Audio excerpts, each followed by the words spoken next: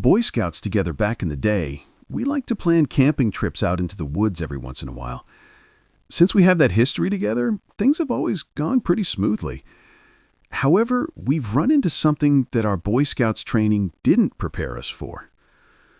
We were always trained to watch out for wild animals, poisonous plants, and venomous spiders and that sort of thing, but we were never told to consider that, even in the deep woods, you could still run into people. I've got quite a few stories about encountering strangers in the wilderness, and while some of them are funny, I have two experiences I would like to share that are far more disturbing. The first encounter took place in my home state of Florida in early January.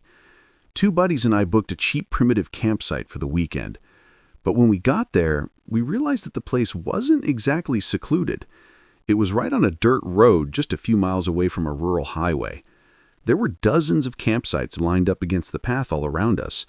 Most of them were empty, but about a quarter-mile farther down was a family that looked like they were set up to live out there. Right across the dirt road from us was a strange man who was by himself, camping out of his Subaru. He didn't say anything to us while we were setting up, but all three of us made note that he was watching us. Not only that, he had a large machete holstered to his hip. From his general demeanor, we figured he was some kind of societal reject who chose to spend most of his time alone in the woods for his own comfort and the safety of others. The entire first day, he kept his distance. We weren't that far apart, though, maybe 30 feet from the edge of our campsite to his. We had to accept that he would probably be listening to us all night. Luckily, the first night went fine, and on the second day, he started warming up to us. A buddy and I ventured into the shrubs to gather firewood, and he came by and told us where we could get better material that wasn't all rotted out like the stuff we were getting. He said we should consider it, but he was acting way too suspicious for us to actually do it. He stuttered and drooled a lot, fidgeting his hand over the hilt of his machete like he was nervous, even scared stiff of us. It seemed like he was completely unadjusted to being around people. But after he tried to help us out during our first real interaction, we allowed ourselves to relax a little bit. If anything, he'd be an entertaining neighbor for the weekend, and since we outnumbered him 3-1, we felt like he didn't pose a threat to us. As the day wound down, there was an unexpected development. It started with just one car rolling through and parking in the campsite right next to the machete man. Immediately, we all started to watch for his reaction. He was clearly agitated by this, but it wasn't over. He looked on as one car became 2, then 3, then 4, eventually 5. It was a large group of purebred millennial city funk that booked 3 campsites right next to each other. It was unfortunate for them that they had unwittingly encroached upon the personal space of the machete-wielding hermit. The way he spied on us looks tame in comparison to the death glare he was giving these people. He tried to act normal, but it was clear his whole body was tensing up as he stared at them. Things almost got bad when the dogs showed up. There were 2 dogs, actually, but the owners of one were letting the animal roam off the leash.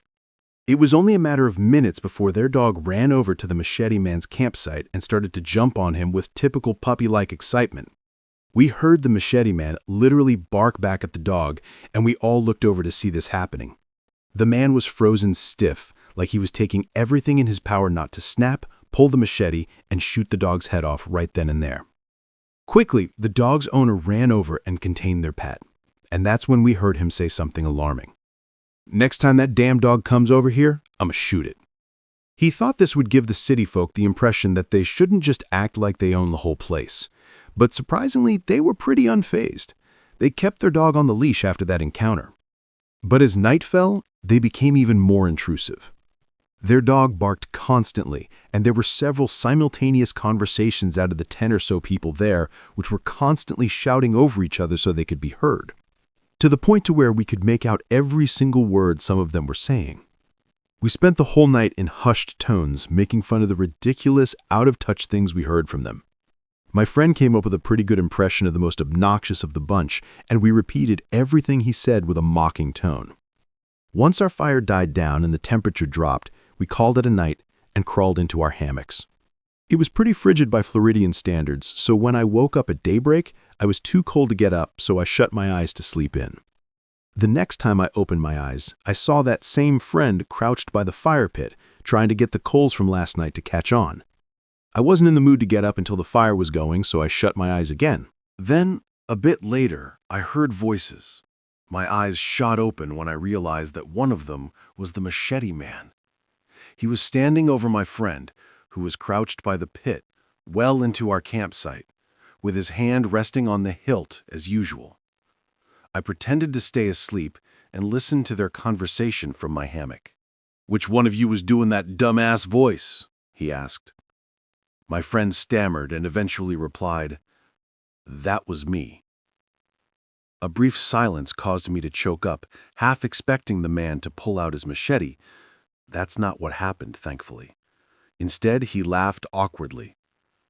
"Man, you guys had me rolling in my tent last night." My friend sighed with audible relief. "Yeah, that's cool, man. We thought it was pretty funny too," he said.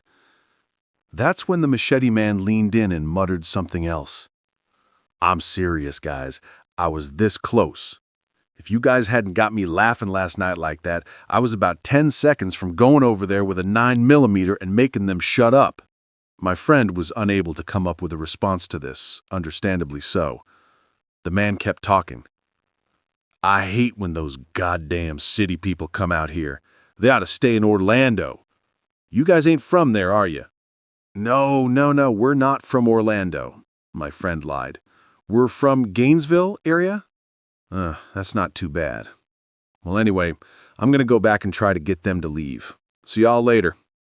At last, he turned around and walked back to his campsite. Once he was out of earshot, my friend looked at me, noticing my wide-open eyes, and asked, "Did you hear that?" "Yeah, man. Good thing we're leaving today, right?" Right around then, our other friend woke up and crawled out of his hammock, totally oblivious, until we filled him in. After that, we unanimously agreed to call off the trip a few hours early. We skipped breakfast at camp and packed everything up, leaving well before 10 o'clock. We tried to pass it off as a joke, but when it was said, it sounded more serious than we wanted it to. I don't remember who said it, but one of us did.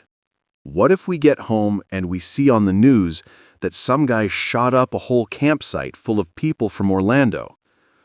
Thankfully, that never happened, but when we left, it really felt like we were abandoning those people to their fate. I tried to think of what might have happened if we hadn't brought a sense of humor to that situation. We were definitely caught off guard by it, and I couldn't think of any other way to handle it.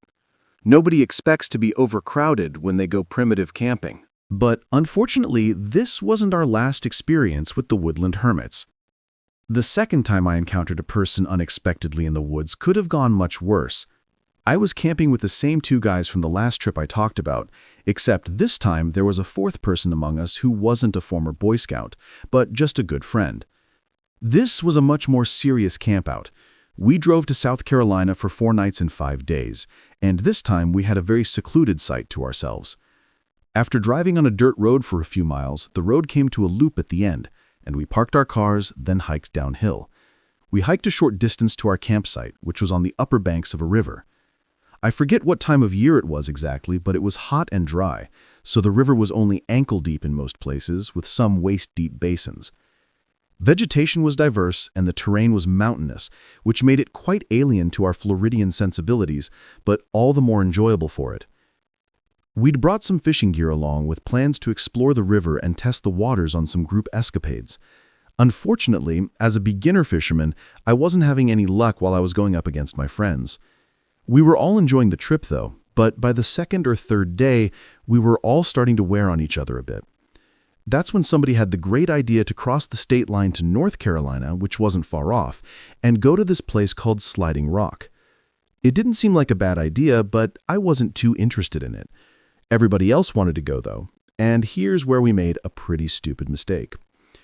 In Boy Scouts, they teach you about the buddy system. If you are ever in any wilderness of any kind, you never go out alone.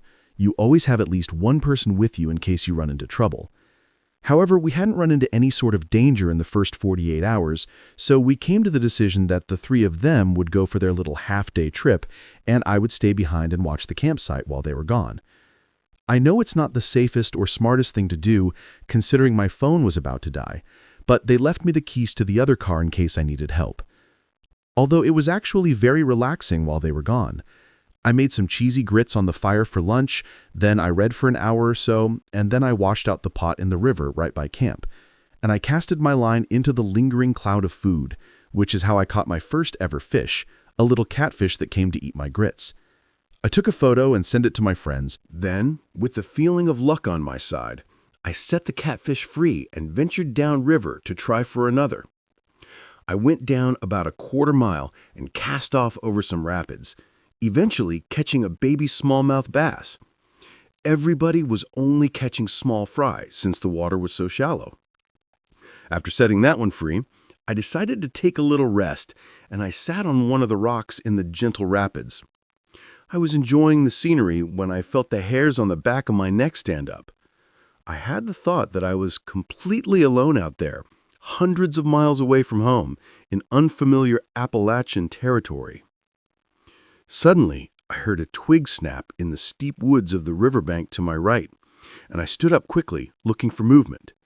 I didn't see anything, but when I looked down at myself, I noticed my legs and groin region were covered in dozens of tiny little leeches.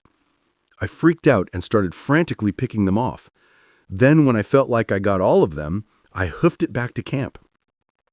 On the way, I jumped onto a bank and landed my bare right foot on a small cypress knee, bruising the arch of my foot pretty bad.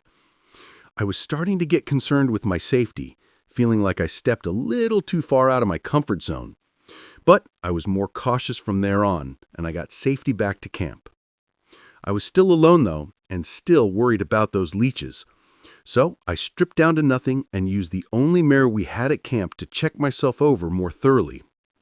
When I was sure there weren't any more stragglers, I got dressed and laid in my hammock with a beer and a cigarette, and waited for my friends to come back. A little while later, they returned, and we regaled each other on what our separate experiences were like.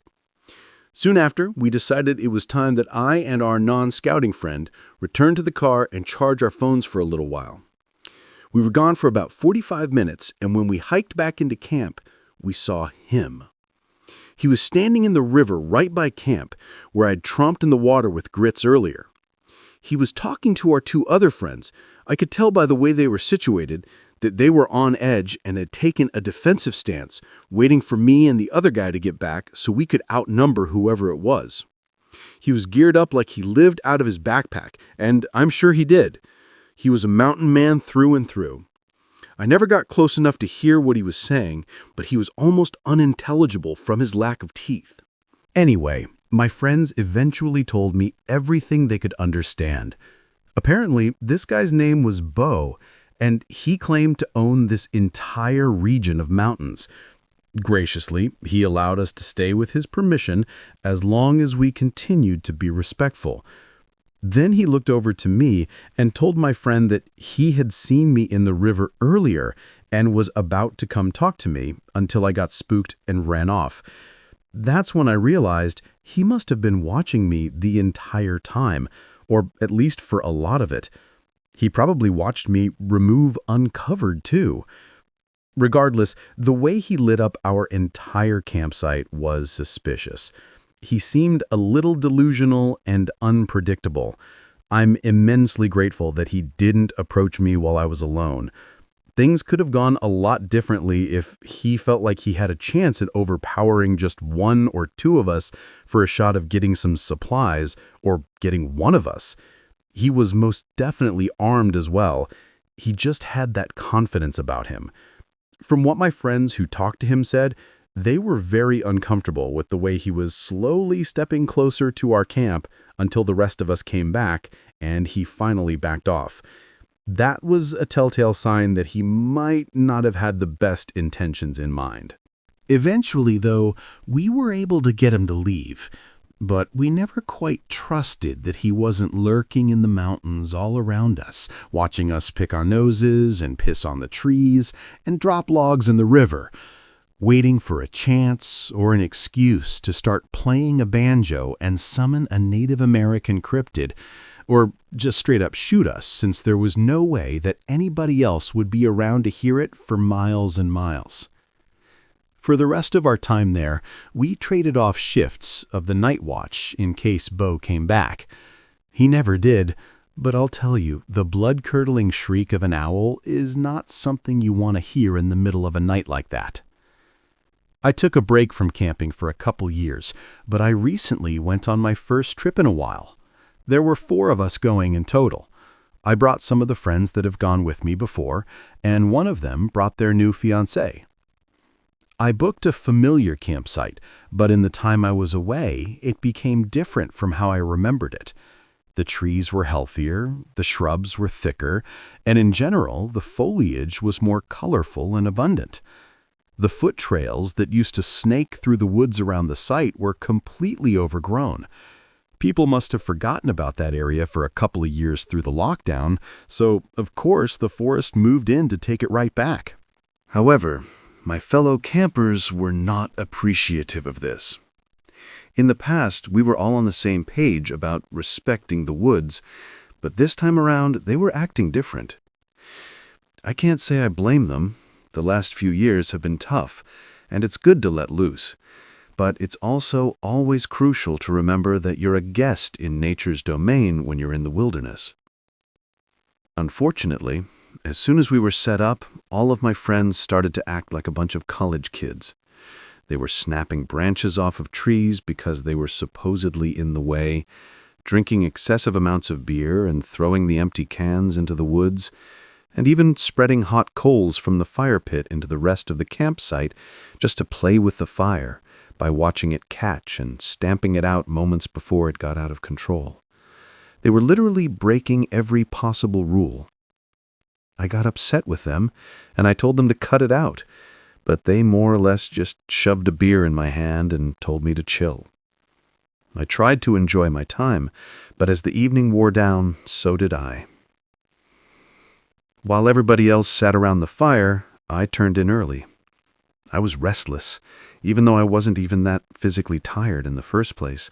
I was just in a bad mood, and they were all talking extremely loud and needlessly yelling about nonsense. I didn't check the time, but I know it was late when they finally called it a night. It was like the whole forest took a breath when they all shut up and passed out. Foreign.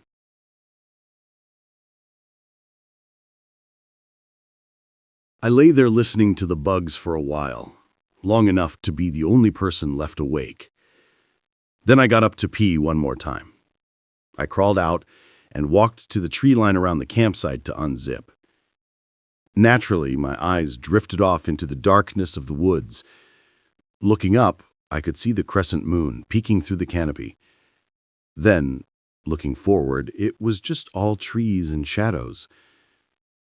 Until I saw something else. A pair of eyes looking straight at me, almost glowing white.